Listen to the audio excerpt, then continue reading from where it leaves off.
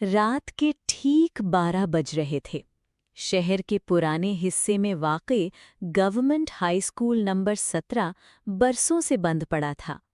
لوگ کہتے تھے کہ وہاں کبھی ایک خوفناک حادثہ ہوا تھا، مگر حقیقت کوئی نہیں جانتا تھا۔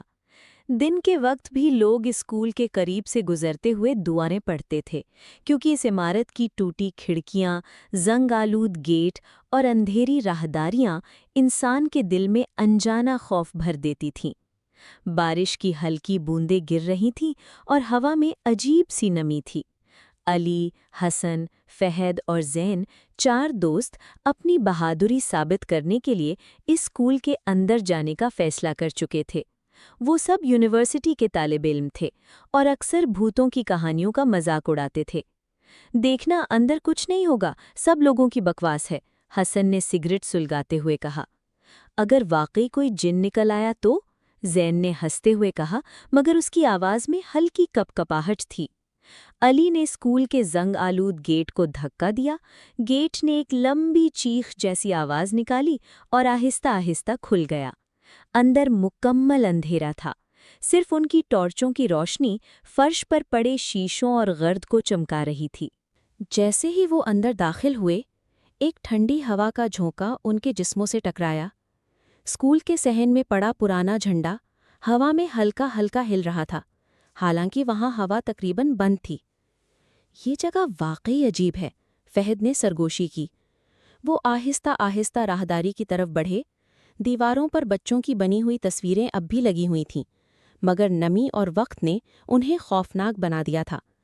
کچھ تصویروں میں بچوں کے چہرے ایسے لگ رہے تھے جیسے وہ انہیں گھور رہے ہوں۔ اچانک اوپر والی منزل سے کسی چیز کے گھسیٹنے کی آواز آئی، خر خر۔ چاروں دوست ایک دم رک گئے۔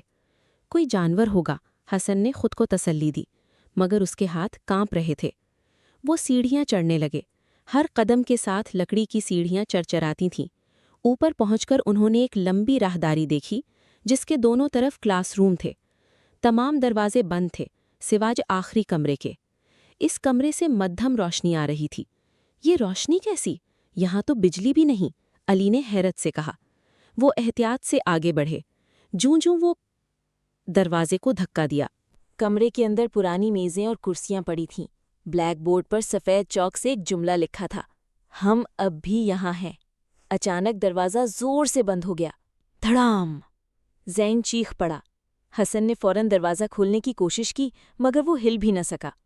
اسی لمحے کلاس روم کے کونے میں رکھی ایک کرسی خود بخود ہلنے لگی۔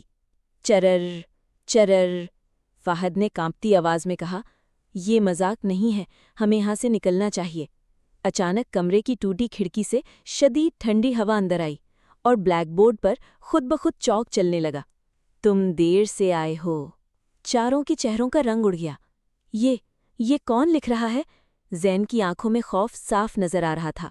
پھر کمرے کے پچھلے حصے سے ایک بچے کے رونے کی آواز آنے لگی، ہچکیاں، سسکیاں۔ علی نے ٹارچ اس طرف کی، وہاں ایک چھوٹا بچہ کھڑا تھا۔ اس نے پرانی اسکول یونیفارم پہن رکھی تھی۔ اس کا چہرہ نیچے جھکا ہوا تھا اور بال آنکھوں پر بکھرے ہوئے تھے۔ کون ہو تم؟ علی نے پوچھا۔ بچے نے آہستہ آہستہ سر اٹھایا۔ اس کی آنکھیں نہیں تھیں، صرف کالے گہرے سوراخ۔ زین خوف سے چیختا ہوا پیچھے ہٹا، مگر اچانک اس کے پیچھے کھڑی کرسی خود بخود اس کی ٹانگوں سے ٹکرائی اور وہ زمین پر گر گیا۔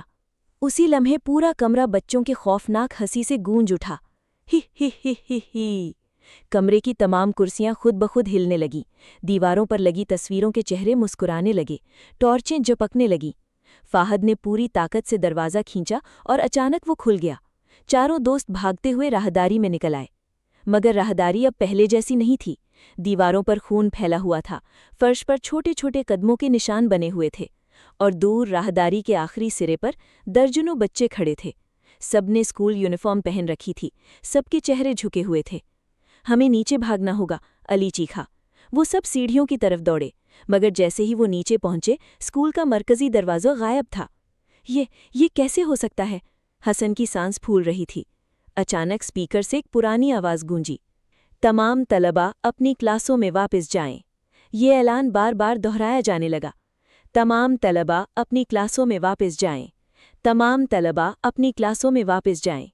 اسی دوران اسکول کی گھنٹی بجنے لگی، ٹن ٹن ٹن ٹن، اور پھر ہر کلاس روم کا دروازہ آہستہ آہستہ کھلنے لگا۔ اندر مکمل اندھیرا تھا، مگر اس اندھیرے میں درجنوں سفید آنکھیں چمک رہی تھیں۔ زین نے روتے ہوئے کہا، ہم مر جائیں گے۔ اچانک حسن زور سے چیخا۔ سب نے پلٹ کر دیکھا۔ 2 چھوٹے ہاتھ فرش کے اندر سے نکلے تھے اور حسن کی ٹانگیں پکڑ کر اسے نیچے کھینچ رہے تھے۔ بچاؤ بچاؤ! حسن چیختا رہا، مگر چند ہی سیکنڈ میں اس کا پورا جسم فرش کے اندر غائب ہو گیا، صرف اس کی چیخیں باقی رہ گئیں۔ علی، فہد اور زین پاگلوں کی طرح بھاگنے لگے۔ وہ ایک کمرے میں گھس گئے اور دروازہ بند کر دیا۔ کمرہ پرانا سائنس لیب تھا، ٹوٹے شیشے، زنگ آلود آلات اور گرد ہر طرف پھیلی ہوئی تھی۔ فہد ہامتے ہوئے بولا، یہ سب کیا ہے؟ یہ بچے کون ہیں؟ اسی لمحے علی کی نظر دیوار پر لگی ایک پرانی اخبار کی کٹنگ پر پڑی۔ اس نے گرد صاف کی۔ اخبار کی سرخی تھی، اسکول میں آگ لگنے سے 43 بچے زندہ جل گئے۔ نیچے لکھا تھا کہ کئی سال پہلے اسکول کے سالانہ فنکشن کے دوران اچانک آگ لگ گئی تھی۔ تمام دروازے بند تھے اور بچے اندر پھنس گئے تھے۔ ان میں سے اکثر زندہ جل گئے۔ یا اللہ! زین کے منہ سے نکلا۔ اچانک کمرے کا درجہ حرارت گرنے لگا، ان کی سانسیں دھند میں بدلنے لگیں۔ پھر ایک آواز سنائی دی، ہمیں کیوں نہیں بچایا؟ کمرے کے کونے میں ایک جلی ہوئی بچی کھڑی تھی، اس کی کھال جگہ جگہ سے اتر چکی تھی، آنکھیں پگھلی ہوئی تھیں۔ اس کے پیچھے مزید بچے نمودار ہونے لگے، سب جلے ہوئے، سب کی لاشوں سے دھواں نکل رہا تھا۔ فہد نے چیختے ہوئے ایک لوہے کی راڈ اٹھائی اور دروازے کی طرف بھاگا، مگر جیسے ہی اس نے دروازہ کھولا، باہر راہداری میں آگ بھڑک اٹھی، وہی آگ جس میں وہ بچے مرے تھے۔ بچے آہستہ آہستہ ان کی طرف بڑھنے لگے۔ ہم اکیلے نہیں رہنا چاہتے، تم بھی ہمارے ساتھ رہو۔ زین نے روتے ہوئے کلمہ پڑھنا شروع کر دیا۔ اچانک ایک جلا ہوا بچہ پلک جھپکتے ہی اس کے سامنے آ گیا اور اس کی گردن پکڑ لی۔ زین کی چیخ پورے اسکول میں گونج اٹھی۔ اس کا جسم چند سیکنڈ میں جلنے لگا، جیسے کسی نے اسے آگ میں پھینک دیا ہو۔ علی اور فہد خوف سے دیوانے ہو گئے۔ وہ کھڑکی توڑ کر باہر کود گئے۔ فہد بری طرح زخمی ہو گیا، مگر علی اسے سہارا دے کر بھاگنے لگا۔ اسکول کے اندر سے بچوں کی چیخیں، ہنسنے کی آوازیں اور گھنٹی کی آواز اب بھی آ رہی تھی۔ وہ دونوں دوڑتے رہے، یہاں تک کہ سڑک پر پہنچ گئے۔ اگلی صبح پولیس کو سڑک کنارے فہد بے ہوش ملا، مگر علی کہیں نہیں تھا۔ فہد کئی دن بعد ہوش میں آیا، مگر وہ مکمل پاگل ہو چکا تھا۔ وہ صرف ایک ہی بات دہراتا رہتا تھا، وہ اب بھی وہاں ہے، وہ اب بھی وہاں ہے۔ چند مہینے بعد لوگوں نے دوبارہ اسکول سے بچوں کی ہنسنے کی آوازیں سننا شروع کر دی۔ کہتے ہیں رات کے وقت اگر کوئی اسکول کے قریب جائے تو اوپر والی منزل کی آخری کلاس میں اب بھی روشنی جلتی نظر آتی ہے، اور بلیک بورڈ پر ایک نیا جملہ لکھا ہوتا ہے، اب ہم 47 ہیں۔ رات کے اندھیرے میں آج بھی اگر کوئی اس ویران اسکول کے قریب سے گزرے تو اسے اوپر والی منزل کی ٹوٹی کھڑکی میں ایک دھندلی روشنی جلتی دکھائی دیتی ہے۔ کہتے ہیں وہاں اب بھی بچوں کے جلنے کی بو آتی ہے، اور کبھی کبھی کسی کے رونے کی آواز بھی۔ مگر سب سے خوفناک بات یہ ہے کہ اسکول کے مرکزی دروازے پر زنگ آلود دیوار کے اوپر خون سے ایک نیا جملہ لکھا نظر آتا ہے، کیا تم اگلے ہو؟ اگر آپ کو یہ خوفناک کہانی پسند آئی ہو تو اسے اپنے دوستوں کے ساتھ ضرور شیئر کریں، مگر یاد رکھیں رات کے 12 بجے کے بعد ایسی کہانیاں اکیلے مت پڑھیں۔ اور اب کامنٹ میں بتائیں، اگر آپ کو اس ویران اسکول میں ایک رات گزارنے کے لیے کہا جائے تو کیا آپ ہمت کریں گے؟